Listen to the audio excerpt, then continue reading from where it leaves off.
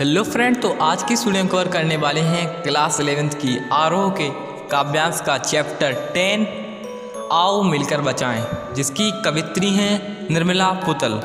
पहले हम इसके प्रसंगों की व्याख्या को समझते हैं, इसके बाद इस पूरे पाठ के सार को समझते हैं। पहले प्रसंग जो कि शुरू होता है अपनी बस्तियों को नंगी होने से लेकर भाषा में झारखंडीपन तक।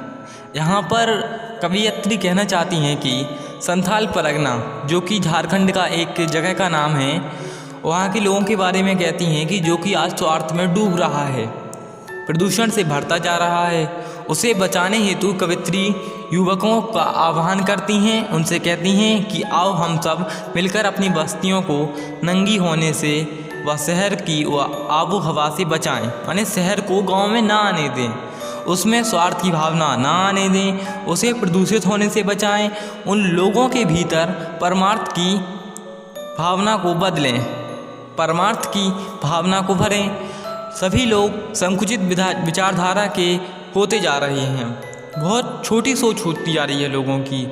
लोग उनकी सोच को बदलें, उनकी सोच बड़ी करें, उनका दृष्टिकोण बड़ा करें। आज जो लोग हैं वो विदेशी भाषा सीखकर झारखंडी भाषा को त्याग रहे हैं। अपने चेहरे पर हम पुनः अपने क्षेत्र की पहचान पैदा करें, अर्थात अपने क्षेत्र की पहचान बताएं, ना कि हमें उसे छुपाएं।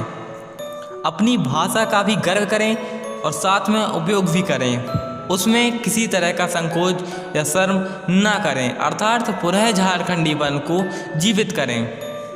अब इसका जो दूसरा प्रसंग है वह शुरू होता है ठंडी होती दिनचर्या में से लेकर कुल्हाड़ी की धार तक। यहाँ पर कवित्री कहना चाहती हैं कि आज जो लोगों को दिनचर्या ठंडी हो गई है, अर्थात काम करने का जोश नहीं है, उनकी दिनचर्या परिवर्तित करें।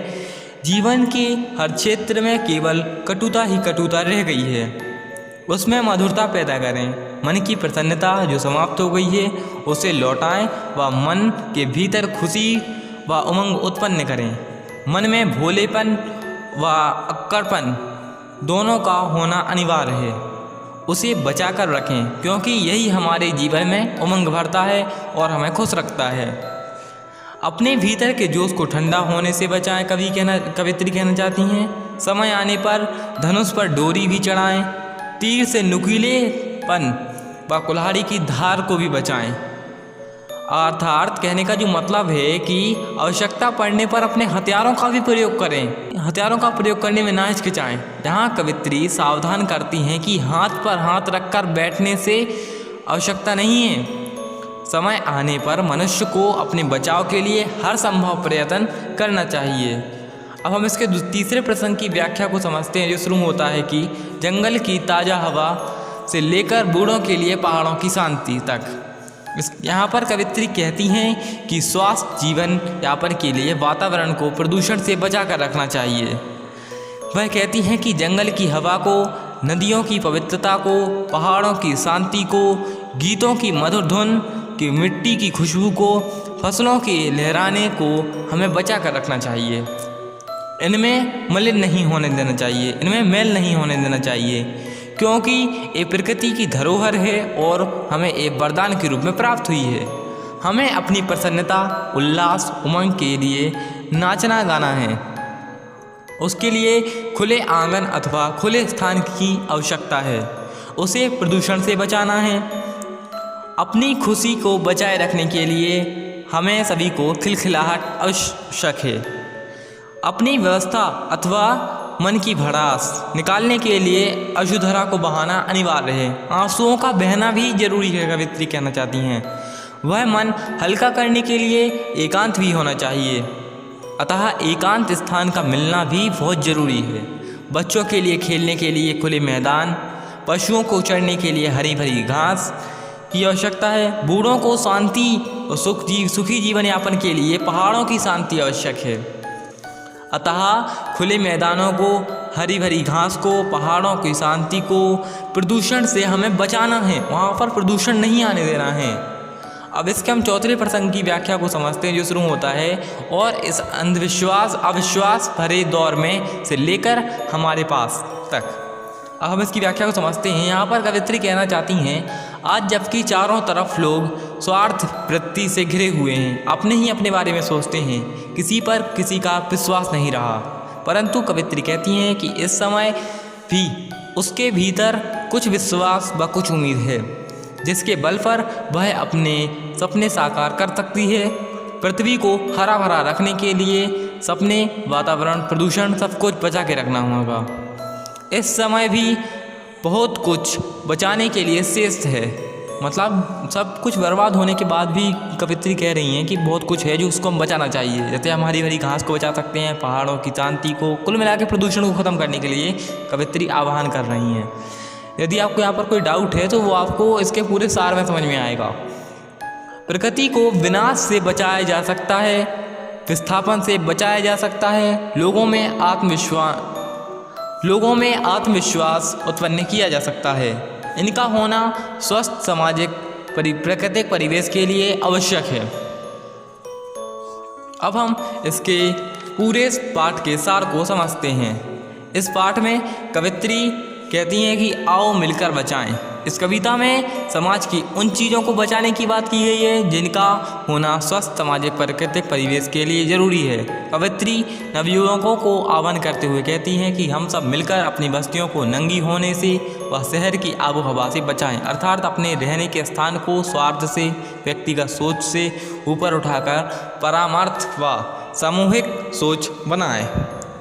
सारी की सारी बस्ती लोग स्वार्थ में अंधे हो रहे हैं, आओ उन्हें गलत रास्ते पर चलने से बचाएं। कवित्री आगे कहती हैं कि हम जहाँ जा रहे हैं सांथुल परागना में, उसकी भाषा झारखंडी है, परंतु लोग अपनी भाषा छोड़कर विदेशी भाषा के रंग में अपने चेहरे को भी विदेशी बनाने का प्रयत्न कर रहे हैं। आओ हम उन्हें भी बचाएं।